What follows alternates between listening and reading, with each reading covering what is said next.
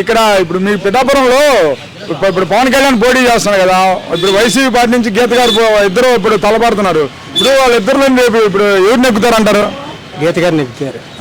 గీత గారు పనులు కూడా చేశారు. గీత గారు పనులు చేశారా? మరి గీత గారు ఏం చేశారు? ఏమీ చేయలేదు. నేను అందుకే పోటీ చేశాను అని పవన్ కళ్యాణ్ ఎమ్మెల్యేగా ఒకసారి ఎంపీగా చాలా పనులు చేశారు.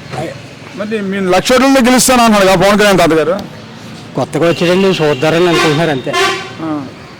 మరి కొత్తగా వచ్చారు కదా, సినిమా హీరో కదా, చూస్తారంటారు జనం. ఏమో చెప్పలేం ప్రజలు.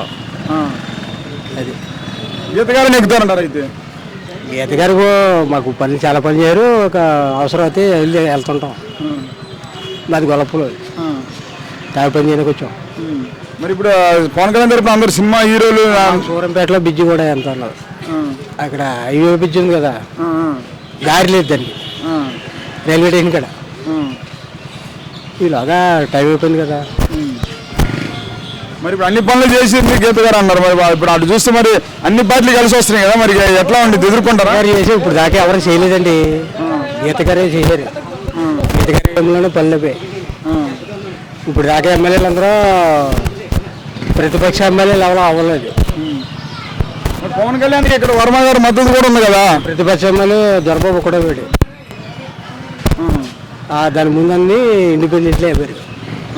ఇండిపెండెంట్లు